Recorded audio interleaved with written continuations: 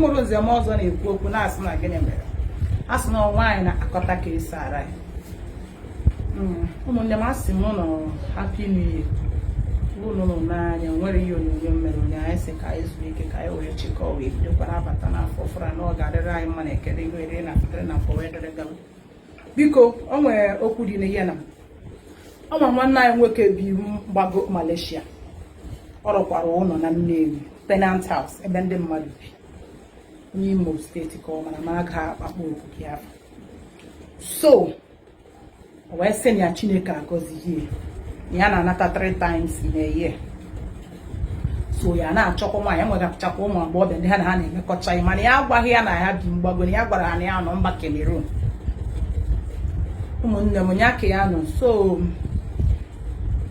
na ya bi n'elu dịka onye nwe ụlọ then enwekwa tenant ndị ya nyere dị ọra sị maga onye abiri front onye ebiri back ya nwa bi front then enwe tenant bara wee chọpụta na o nwe ofu nwatakịrị obere nwa nwa agbọghọ na-abịa emere ụmụazị ụmụdị woman lesson so ya fọkwa emegodi gị na-agbagote ya na-agba ya fọkwa ya ekene ya ma na the lady bụ ajad a widow, a young girl di ya nwụna so the girl na di ya bikwa mba Kaduna di ya wee nwụọ onwere oke ihe di ya na ụmụnne wee sị ngwa ya gbaratazie na Nnewi so ọ bịazie ebe nwanne ya nwaanyị ha bi na Nnewi ya wee chọtara ya ọrụ chọtazie nkụzi na-akụzi na-emekwa lesson wee na-ama na-eji onwe mana ya chọpụta ọ na-akpọ ụmụ nwoke ofu nwaanyị gịel amaka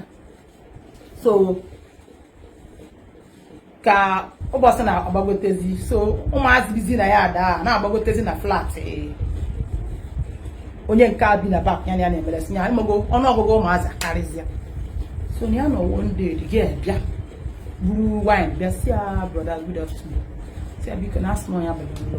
biko na ya sị ka ya bịa yọọ ya ka ya mami ya nọ na ya na-emeziri ụmụazị lesin ebe ọ bụ na ụmụazị na ọnụọgụgụ ha karịzie n'azụ maka ọ sị na ya dị ya o nwere ka ya si hụọ ya mgbe ọ bụla ijere ebe a mgbe na-adị na dị ya ọ sị ya ọchị ka ya gaa n'ihu gbagbo ya nwere enweghị ya bụ n'obi ya nwakwuo nọ ewido nọ tenant ya na-agwazi ya na ya si chai ụwa so the girl the widow onwe ya afa ka anya na ya ụmụ agbọghọ ndị ya na ha na-egodo ihe a na-agụrụ mgbe ya bata n'ikpeazụ nke ya bụ ya pụta bie na balkọni bie ka ya kụ nri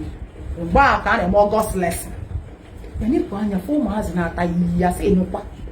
atọziri ute ka atọrọ eburu akwụkwọ anya ma na-akụziri ha ndị na-eme mkpọta na-eme ma ndị ọ na-emecha imi so ịmago uche ya abịa dị ya kọtụọ dị attention ya ma ya nụrụ ebe a 15 minutes na-enye maka o si epe attention maka o si ejikwa anya n'ebe a so ya emechaa je na-adị one guy ha na-adị obi na-asị ya na ọsị na this girl dị ọsị ya obi na nwanne ya nwaanyị na di ya bi ebe a na-asị na osi ugbu awụsa gbadata Kaduna ya emechasị bidokwa uche ya pụọ uche ya ebidozie debazie ebe ya nọ den ụmụ agbọghọbịa ndị nke anya na ya na-egwodo onweghị ihe ha na-agba na-akọta ya na-akọ bikọs ya nye agwa ha nọ ya bụ landlord tu aka ha na-asị so were owe ndị ya na-agbadazi ahụ wee fụ iledi wee sị ya ọ ute ka unu ji emezi lesson nwata si ya na enwere uche so ya wee nachi ya nke a nachi ya na-eme ya jee tii ma tv mọsị ya mọsị wee tinye plastik chair ọ sị na o nwere ka esi arụbi onye ya tebụl ụlọ oche a wee tirie ya na kọntọn ọ dị ebe 20 ọ nata ya wee sị nwanne ya nwoke ya binye dị lady nke a na-eme lesson na ọ kwụrụ ya ụgwọ ya ịmago ka ya tinye na maka ego ya ọ dị ka onwe ya emechaa ya akpọghị ya na fon emechaa ya nata ndị bịakwute esi anya dịkwa very grateful ya si akọ ya agwa na mmadụ ya were ya otu ahụ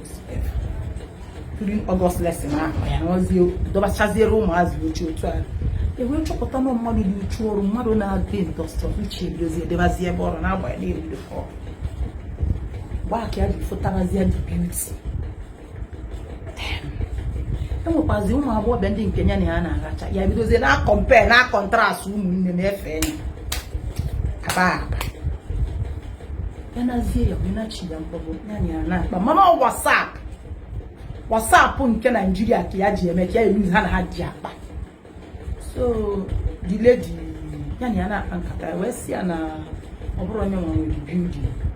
kama na ọnwa nne ya nwoke nke ya na ha nọ but no one landlord come see okay here to get that day no one ya na see anya see mo go nya na akpa ya we natazie nke anya na ata we see ya kwado gị na ya da ata no ya wa go vegetarian na je go tell ya azu mangala me go mu ye crayfish kwa ya kwa ma ede mo se ya nyere ya ni no de that 600 and something thousand land road video na chaka wa ya order that you never ni yo go tell them by the land dash then you pick you go interest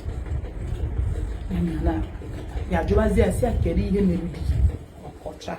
gwa ya ego nye nwere ya gbagere ya juwazi ndị mmadụ bido mebe ọha ajụ na ọchị so ya mecha ya wartazie nke Christmas ya bata we break iru onye muzi ya chọrọ ibu onye ọgbaka wee si osige maka ndị na-asị dig the window ọnụgharị ya dị onye nke a na-achọ na ya nọ enuzi wido na ụmụnne ya atọ nọ n'oji ọgwụ wee jide mgbe ọ bịa kpọọ m nwatakịrị mecha nnenecha nwatakịrị ụmụnne m ego amaka kọma na ihe nyere m ọṅụ bụ na ọ sị na ya agwaghị wido onye ya mana ihe ji na wido a bụ na wido abụọ a liability na wido resign sex within the space of time nya na ya mere ihe ma nkata na-akpa akpa ma okwu a na-ekwu ine oh my god then ụmụ agbọghọ nke ya na ha na-egwolozi ine n'ezie ka ịfụ ya pọtị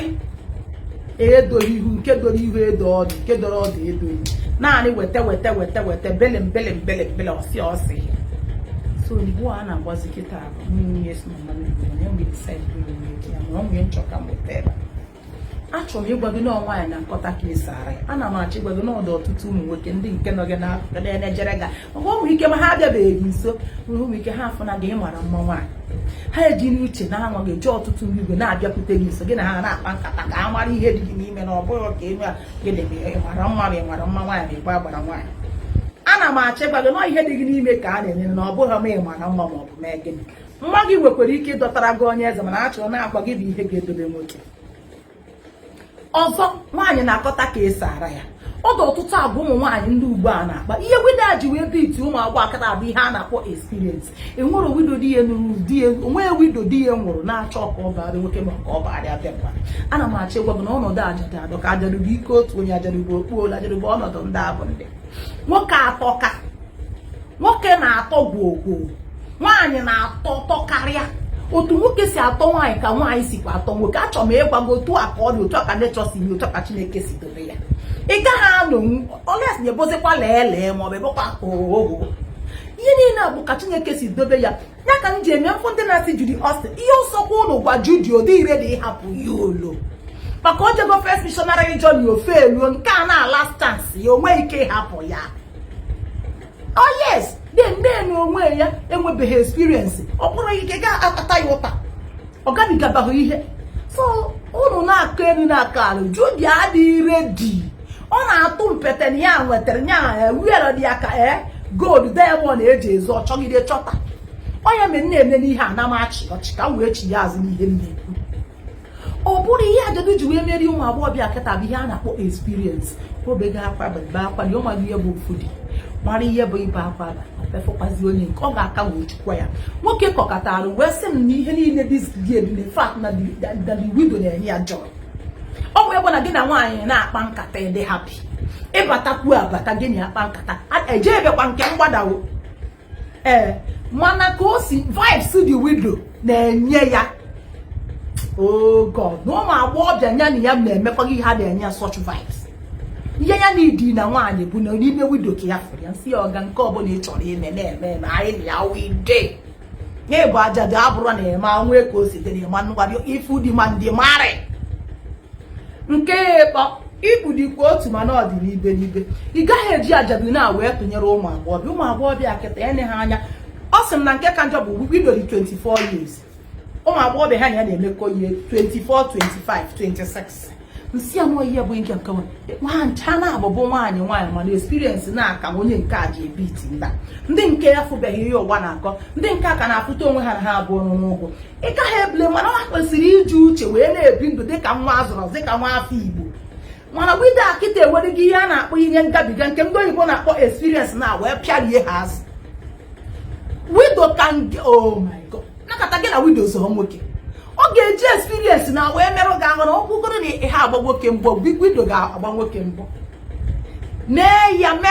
mekọdọ mee ihe nwoke nọrọ ebe ọ na isi a na-akpọ ya ghara ghara mana ọ nwere ike agba gị ị ga-eme nwe maka na ị na-afụta onwe gị na-enye anya na ịmara mma mana gịnị mere the beautiful ones are not yet. Nke eto onye na-eje ọgụ nkịta na-akwa mme achọrọ m ịgwa gị na alụmalụ abụ ihe a na-eje kene n'ihe gbasatara na maka na o nwere ile nwara ihe mgbara ya mara ebe a mụrụ gị jee ebe a jee were ya nọ ihe anyị na-ekwu maka ya gị na vidio kpaa nkata na ajụrụ m ya sị ya kedu ihe unu ga-eme ụmụaka ọ sị na ha ga-azụ ya afụrụ ya mere onye ọcha mụtakwa ụmụ na ya ga-azụ ụmụazị ya ga-ewe ya dịka mgbe m kpọkwa vidio na-ete si na ihe nwere bara amụrụ si Chineke jikọta ụwa si n'afọfọ bara n'afọfọ na ihe a 5 years dị eji wee nwe diọkpara ya dị 5 years ya nke ọzọ dị 3 years maka o si kọrọ m ma ga very young girl si m nọọsụ afọfọ ka ya na-ata na-arịọ chi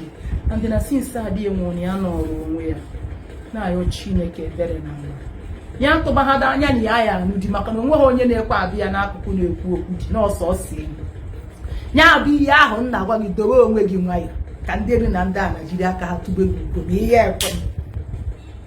ekwe m enwe ndị tara afụfụ na di mbụ ha nụ di ha emecha nwụọ abịazie na nke mbụ etube gị ugo ọ bụrụ mmadụ na-eme ya ihe si na chi adetelu na